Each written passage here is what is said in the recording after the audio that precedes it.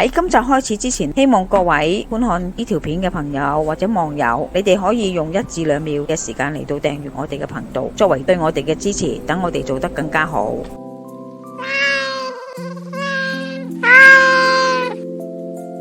阿媽廚房。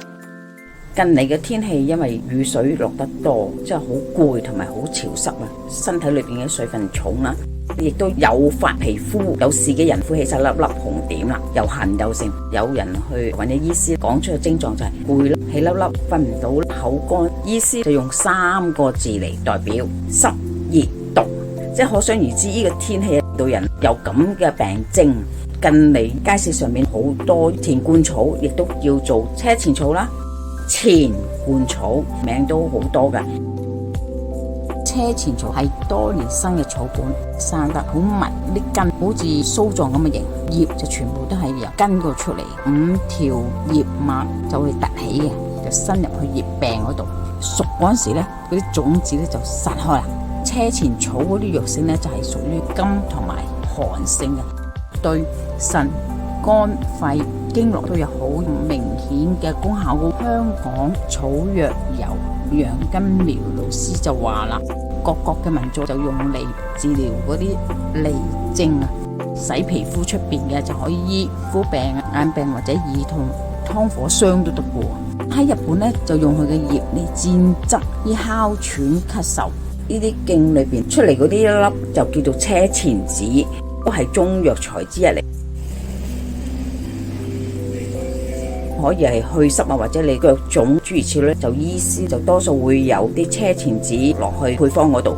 呢個湯水就可以清熱解毒同埋利小便。車前草本質係寒涼，見到人買2紮嚟話煲水飲，耐不耐買嚟飲就冇所謂，千祈唔可以成日飲。有時太寒涼嘅嘢，啲人體質咧係唔適宜，唔好話隨便喺市面買啲湯包啊。如果你飲咗之後咧，可能有啲反效果，你唔知道噶。最好就係方法就係揾醫師同你清熱解毒。今日我呢度咧都大約係200 gram 到嘅啫。點煲呢？我就煲生魚同埋落啲骨落去，煲魚湯冇啲骨落去，提升個味，個味道係爭少少嘅。有落埋蜜棗啦，同埋果皮。果皮係必須，因為佢係有寒涼嘅。如果你再驚嘅話，你咪落啲薑咯。但係人就唔贊成煲湯落薑嘅，睇你自己個需要。啲頭好多泥啊，好多人都話要翻，都幾難洗啊。咁啊，為咗慳翻啲水，或時間上唔使咁耐，直頭個頭唔要。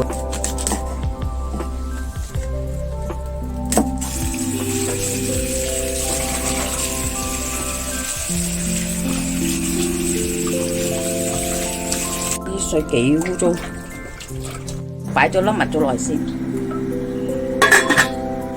放肉落去。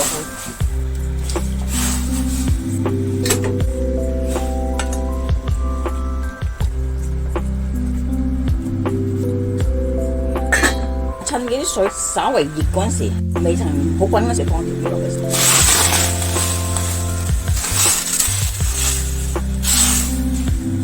熄火啦喎！淥一淥咗條生魚之後，啲鱗就容易刮。你買嗰陣時，雖然個人幫你刮咗鱗，依然有啲鱗嘅。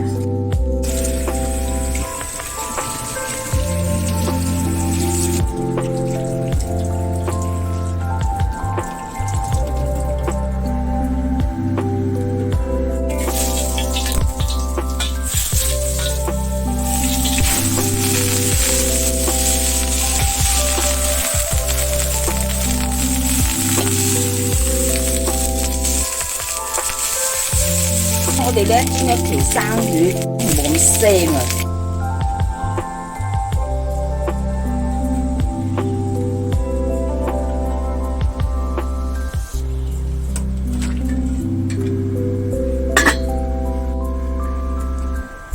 好啦，而家就落前冠草啦。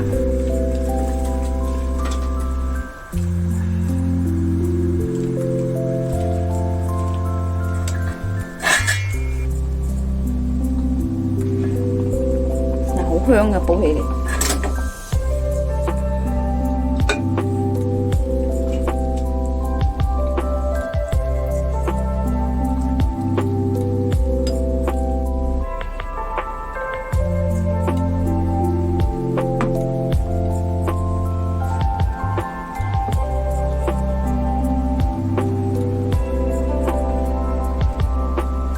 集已經差唔多啦，多謝各位嘅收睇。